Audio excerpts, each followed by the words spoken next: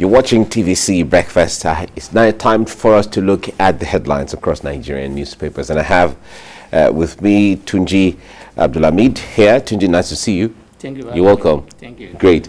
And I kept Dikbo back to stay. I want to have you more on the show. So thank you, Dikbo, for staying back again. Thank you for having me. It's all right. Now let's begin with first news. First news is where we start from. Arrest Gumi now. Khan tells federal government. That's the Christian Association of Nigeria. Accuses top cleric of taking sides with the bandits. Those calling for my arrest are clowns. Gumi replies. All right, that's the first news there. From there, let's go to Business Day. Business Day says to secure Nigeria's future, end subsidies, spend more on education and health. Experts are saying this, and that's on Business Day. Okay, we might have time for that. Let's get into Leadership newspaper. Amid rising insecurity, IGP deploys 100 DIGs, AIGs, CPs for Anambra governorship poll. All right, all roads will lead to Anambra State security-wise in the next couple of weeks when it happens.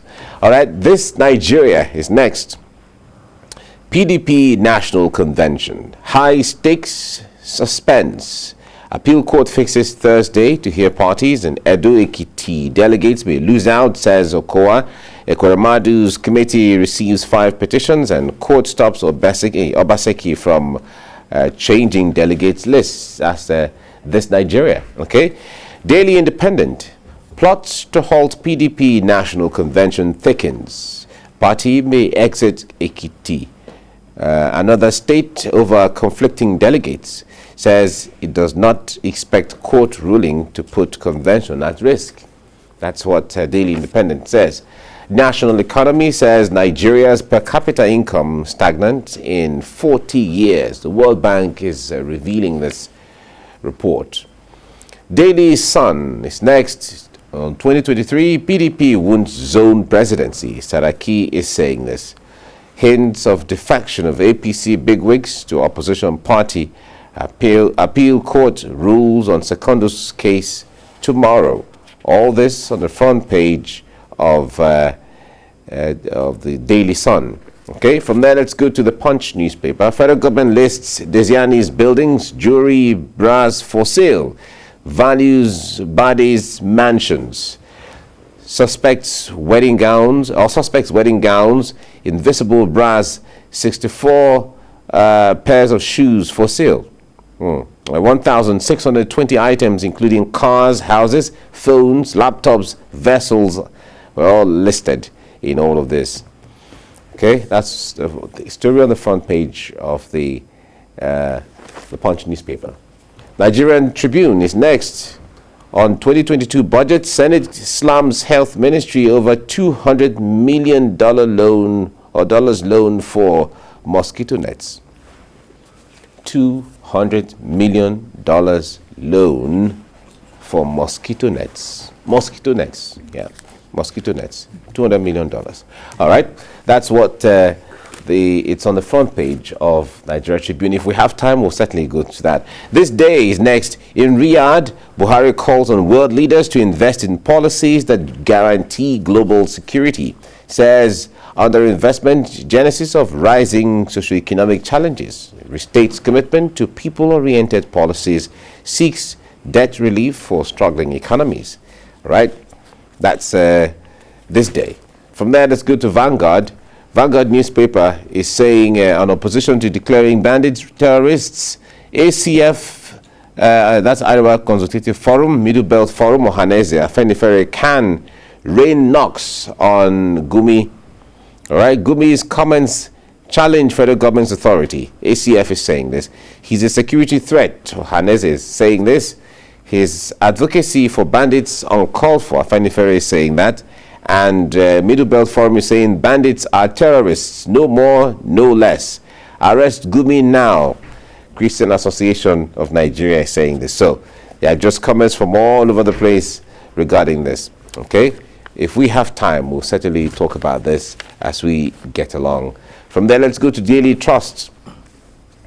Daily Trust says bandits impose levies on Sokoto communities, issue ultimatum for payment. Okay. Bandits impose levies on Sokoto communities, issue ultimatum for payment. Residents don't trust security agents, opt for payments. Police state government mom, ex-local government chair warns against compliance. And how rival fight claims notorious Zamfara bandit, Damina dozens more. Okay, this calls for concern. So it brings us back to the comments on this, so we'll certainly discuss this. New Telegraph is next, and it says it's been tough dealing with security challenges. President Buhari is quoted as saying this, says 12 million children traumatized, afraid of school. Governor Bello warns of further attacks on correctional facilities. A failure to mobilize security intelligence, disgrace to Nigeria academia. Uni Abuja VC is saying this. Okay. From there, let's go to News Direct. $418 million Paris Club refund. Governors suspend FAC collection over illegal deductions. Reject payment of consultants. Seek delay of repayment. All right, recall that there is the talk about the $418 million as payment for consultants. Okay. From there, let's go to Daily Times. ENARA, BVN, TSA, NIN should give investors comfort. President Buhari is quoted as saying this. It says the federal government will keep encouraging public-private initiatives that increase investments in health, education, and others. ENARA, BVN, TSA, NIN. Okay. It's really so many of them. All right. From Daily Trust, or Daily Times rather, let's go to Blueprint. Buhari at Saudi Investment Summit on investment in humane projects, cause of global insecurity. That's what Blueprint is saying. The Guardian, on the other hand, says weak export capacity undermines proceeds from Naira devaluation. That's what the Guardian says. So the Nation newspaper is the last one we're looking at now, and it said deduction row with federal government. Governors reject allocation. Payment to Paris Club loan consultants spark dispute. All right. Payment to Paris Club loan consultants sparks dispute. Okay. That's what the Nation newspaper is saying. All right. Now, gentlemen, let's start from this very troubling situation, which is certainly not the first time it's happening. If you see the story on the front page of the Daily Trust newspaper, it said bandits impose levies on Sokoto communities, issue ultimatum for payments.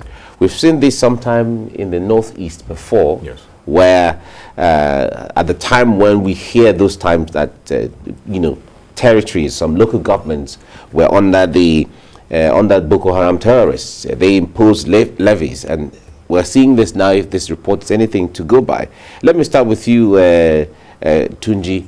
I wonder what you make of this, though. When, okay, they say we shouldn't call them terrorists, right? Bandits, impose levies. It means that the territory that they impose those levies are theirs for that period of time. Talk to us about this. I don't know about bandits. I know about criminals.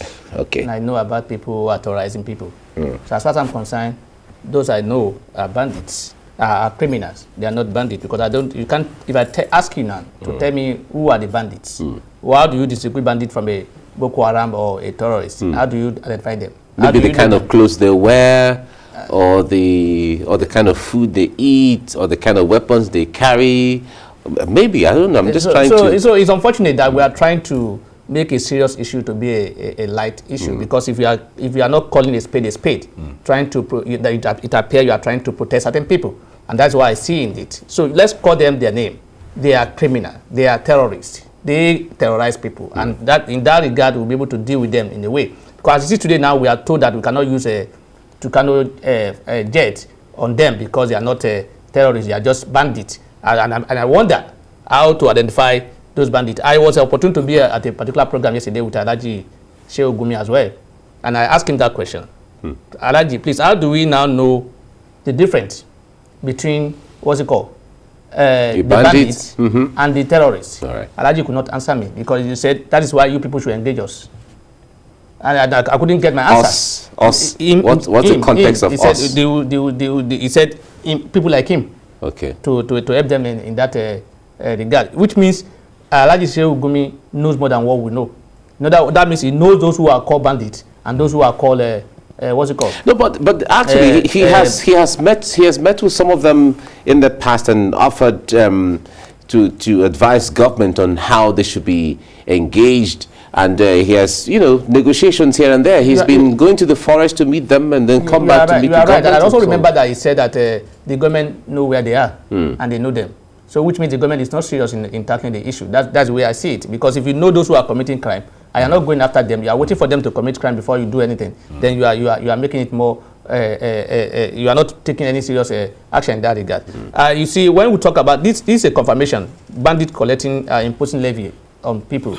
It's a confirmation that certain communities or local government or whatever are under the control of, because for a community to be under your control, you must, that's one of the criteria to determine that you collect levy and people pay willingly because they did not have trust in our security agency, which is correct, because like what is happening in the southeast, when the IPOD is giving order, the government is giving order, people tend to obey IPOD order because they trust more. They don't trust the government to give them any protection. So I think it's an indictment on the part of our security agency to say that, look, you are failing your responsibility. You are not able to secure us. We don't have indictment of the government to say, look, government, you have failed to ensure that you comply with the provision of Section 14, which is the basic responsibility of the government is to provide welfare and security. This security is lacking, and once you fail in that provision of security, you are failing in entirety. All right. Now, Dipo, this is actually very troubling, I must say. It takes us back to what used to be in the Northeast, like I was saying earlier on. But a situation where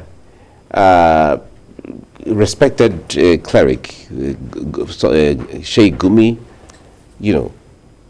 in the papers yesterday, he was quoted as one of the headlines said that if you declare bandit terrorists, Nigeria will end. Yes. And statements like that and so on. You can see that on the front page of the Vanguard. Vanguard, quoting the Iowa Consultative Forum, Middle Belt Forum, Mohanese, Afenifere, almost everybody is, condemning him in that context. But he seemed to be the lone voice, when it comes to the way he approaches the issues. Do you feel that there are some things we're not understanding about Sheikh Gumi's perspective to to bandits and all of that? Oh yes, I believe there is a lot that we don't know with regards to his actual relationship and affiliations with these people, because I find it quite troubling when an individual who is just a civilian, not a member of any government, doesn't hold any official portfolio, either at the state level, federal level, either in the legislature, or at any level of government, can come out confidently, with all audacity, to make that kind of statement that if we call bandits terrorists, Nigeria will end. For me, that in itself is an inflammatory statement, and I don't know the reason why he hasn't been arrested. Now, which also begs the question of if that was a statement either of us on this platform would have made this morning. We know that in 30 minutes, your neighbors over here will have come to knock on the studio door to say that, okay, as you're rounding up the session, can you follow us to the office? And come and explain. And come and have a conversation with us. Conversation with us. At least let's interview you. Yeah, let's be on the same page. From your perspective. Which is something that a lot of us have always questioned. That why does it seem like he seems to know a lot about these people? Somehow he also seems to be untouchable. In some areas he seems to be speaking for them. In some areas he seems to be speaking for the government. So the question is, which side is he on? Is he on anybody's side? What is his role in all of this? Because for me, it was a very disturbing statement, hearing him confidently coming out to say that if we refer to bandits as terrorists, Nigeria will end. What do you mean by that? These people are terrorists. Now we're saying that they are imposing levies on communities. For me, that is an occupation in itself, because who are the people that impose levies? The government. It's the government only. the government of the day. That is one of the key things that makes a government a government. That is what separates a government from somebody who just comes out to say that, okay, you know what, I think I have some influence here, I want to pull some clout. No, that means that they have a certain level of influence over such communities. And the question is, did it have to get to this level? Because I assumed that we had passed this level at some point when Boko Haram had several communities on their and territories under their command where they were doing this. I mean, people couldn't go to farms without having to pay a certain levy. You couldn't do certain things without having to pay a certain levy. You couldn't go to the market. You couldn't ply certain routes without having to pay a certain levy. And then people willingly paid it because they lack a lot of confidence in the security agencies. So the question is, all the money that is being voted for the security, all the people that will hear, all the military personnel, all the artillery, all the machinery that will keep hearing that they keep going to the northeast, the northern part of the country to secure the country. Where are they? Where's the intelligence? We keep hearing that they get to ask for help from here and there. Where is it? Because we're not seeing it. Because I would like to believe that if you have, for example, if we have 20 local governments in Sokoto, and then we know for a fact that there are 2 local governments out of those 20 that the bandits are imposing levies on, common sense tells you that you zero in on those local governments, have local assets in there, see how you can get these people out of there. Because, I mean, they are not paying the levies to spirits, and I don't believe they're also doing transfers. It's likely going to be cash. So the question is, how are they paying them the levies, and how are the terrorists, I will call them bandits, how are they getting the levies? But Sheikh Gumi said you shouldn't call them terrorists. Well, that is his own opinion, right. And I will call them terrorists because that is what they are. Right. Okay, now, Tunji, the point there is, at times like this, we feel, or Nigerians generally feel, that when stories like this get out and it's in the public domain that terrorists, or not terrorists, maybe bandits. Your own opinion. You can call them whatever you like. Yeah, I'm just going by the... Not a name. It's semantics, eh? Semantics. Okay, fine. Whatever the issue is, we feel, or Nigerians feel, that the moment stories like this get out, the government should be on edge. You know, there should be the urgency of trying to restore normalcy to those kind of places. Government has told us several times, government officials, security officials have said that there are no ungoverned spaces in Nigeria from the way we know them, that every territory in Nigeria is governed somehow.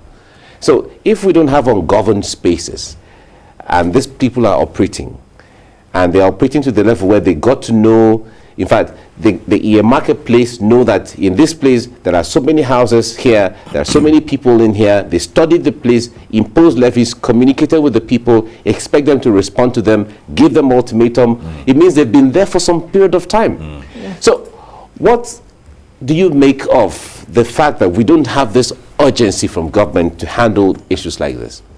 It's not that we don't have urgency to handle this kind of matters. Let me borrow the saying of my former Senate President, Bukola Saraki, said we have government in government as it is now. Government in government. In other words, when you are under a government and you're also imposing your own tax to the people and nobody is controlling, that means you are also a government. Of so course, we have that's what it means. Government as it is today. And you see, we are having this situation because we have government that is not proactive. We have government that will relax and wait till issue become a small issue becomes a crisis. So we have government that that priority is not always right.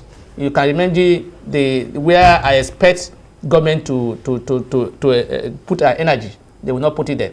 This is kind of situation whereby I expect government to roll out armies and whatever. You can imagine the number of army that's now in Anambra or the security agencies that have been deployed to Anambra because of election. So it appears the government is only concerned in election.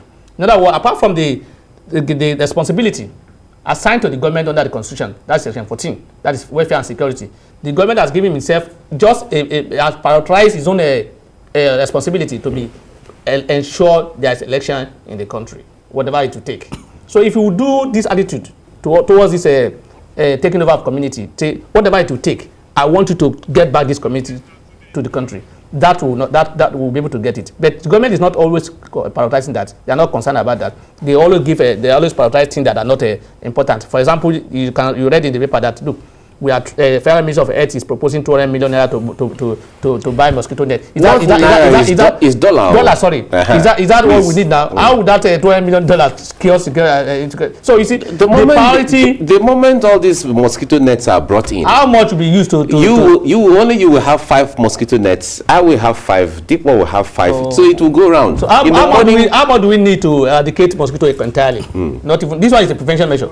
How much do we need to eradicate the mosquito from the country? How much do we need? Do we not need up to $200 million? I'm not sure of that. No, this is like I said, yet. the lack of prioritizing their what's it called?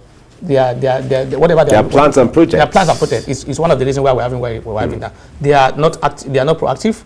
They are only reactionary. So we need to attack people who are attacking us. We know we start the day you call them criminals and terrorists, you will be able to use your Tucano jet and fight them. But today you are saying you cannot fight them because they are just bandits. And I don't know who's bandits. I don't know their name. I don't know their face. They don't have a face. So how do I distinguish between them?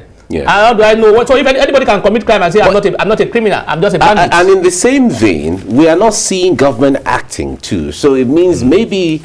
Although we cannot conclude now. The security agency are also not doing enough, because I expect them to have called not even to arrest him, to charge him or whatever, to get more information from him, to be able to deal with the situation on ground. They are not doing that. On the other hand, it's possible that the information they have is even more than what Sheikh Gumi has. So the question is, what are they doing with that information? What are they doing with that intelligence? So that's why we keep saying that they're not deliberate. The military themselves, the government in itself, they are not deliberate about getting this thing sorted out. All right. We hope that somehow the assurances that the government, even the National Security Advisor, the confidence or the assurance is given to Nigerians, not just for the Anambra election. We hope and pray that it materializes. Thank you very much, Dikmo Yole, for coming on the program. Thank you for having me. Thanks for staying with us all the while and up until now. No problem. Thank you. Tunji Abdulhammed, thank you very much. Thank you. Thank you. Thank you.